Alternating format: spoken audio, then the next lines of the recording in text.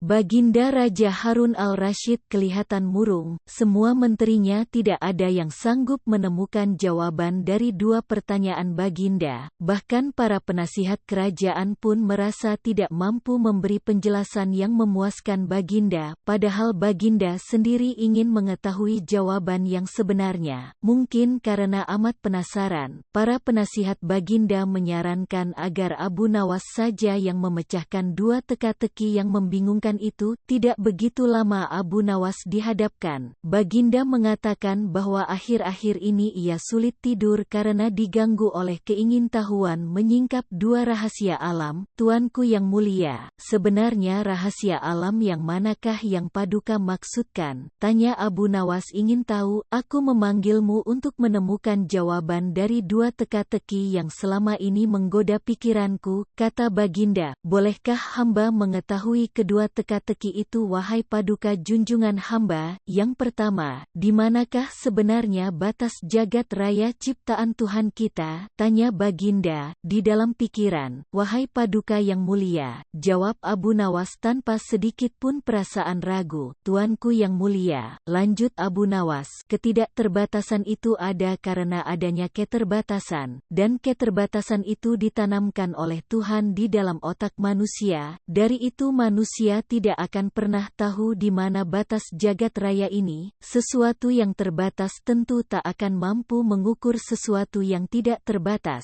Baginda mulai tersenyum karena merasa puas mendengar penjelasan Abu Nawas yang masuk akal. Kemudian Baginda melanjutkan teka-teki yang kedua. Wahai Abu Nawas, manakah yang lebih banyak jumlahnya, bintang-bintang di langit ataukah ikan-ikan di laut? Ikan-ikan di laut, jawab Abu Nawas dengan tangkas. Bagaimana kau bisa langsung memutuskan begitu? Apakah engkau pernah menghitung jumlah mereka? Tanya Baginda heran. Paduka yang mulia, bukankah kita semua tahu bahwa ikan-ikan itu setiap hari ditangkapi dalam jumlah besar, namun begitu jumlah mereka tetap banyak seolah-olah tidak pernah berkurang karena saking banyaknya, sementara bintang-bintang itu tidak pernah rontok, jumlah mereka juga banyak, jawab Abu Nawas meyakinkan. Seketika itu rasa penasaran yang selama ini menghantui Baginda sirna tak berbekas. Baginda Raja Harun al-Rasyid memberi hadiah Abu Nawas dan istrinya uang yang cukup banyak. Tidak seperti biasa, hari itu Baginda tiba-tiba ingin menyamar menjadi rakyat biasa. Beliau ingin menyaksikan kehidupan di luar istana tanpa sepengetahuan siapapun agar lebih leluasa bergerak. Baginda mulai keluar istana dengan pakaian yang amat sederhana layaknya seperti rakyat jelata. Di sebuah perkampungan beliau melihat beberapa orang berkumpul. Setelah Baginda mendekat, ternyata seorang ulama sedang menyampaikan kuliah tentang alam barzah.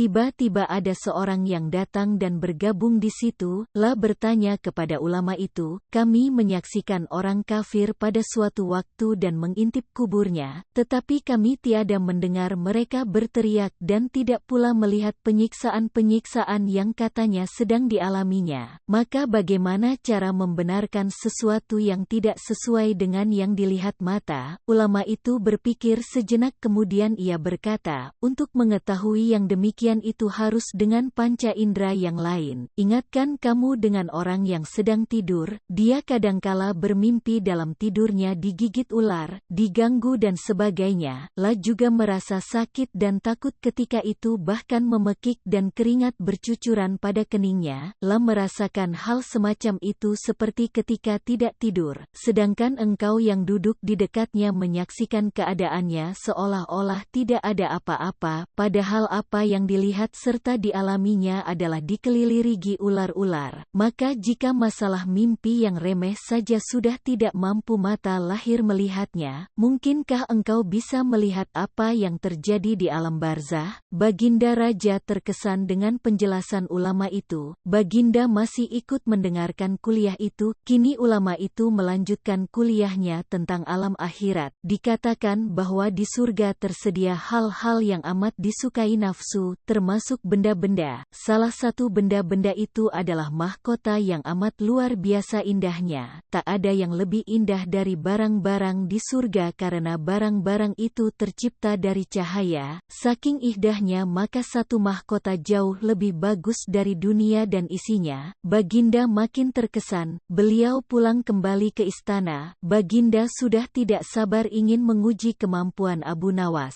Abu Nawas dipanggil. Setelah menghadap Bagiri, aku menginginkan engkau sekarang juga berangkat ke surga kemudian bawakan aku sebuah mahkota surga yang katanya tercipta dari cahaya itu. Apakah engkau sanggup Abu Nawas? Sanggup Paduka yang mulia, kata Abu Nawas langsung menyanggupi tugas yang mustahil dilaksanakan itu, tetapi Baginda harus menyanggupi pula satu syarat yang akan hamba ajukan. Sebutkan syarat itu, kata Baginda Raja, hamba mohon Baginda menyediakan pintunya agar hamba bisa memasukinya. Pintu apa? Tanya Baginda belum mengerti. Pintu alam akhirat, jawab Abu Nawas. Apa itu? Tanya Baginda ingin tahu. Kiamat, wahai Paduka yang mulia, masing-masing alam mempunyai pintu. Pintu alam dunia adalah liang peranakan ibu, pintu alam barzah adalah kematian, dan pintu alam akhirat adalah kiamat. Surga berada di alam akhirat. Bila Baginda masih tetap menghendaki hamba mengambilkan sebuah mahkota di surga, maka dunia harus kiamat terlebih dahulu. Mendengar penjelasan Abu Nawas Baginda Raja terdiam. Di sela-sela kebingungan Baginda Raja Harun al-Rasyid, Abu Nawas bertanya lagi, masihkah Baginda menginginkan mahkota dari surga? Baginda Raja tidak menjawab. Beliau diam 1000 bahasa. Sejenak kemudian Abu Nawas mohon diri karena Abu Nawas sudah tahu jawabnya.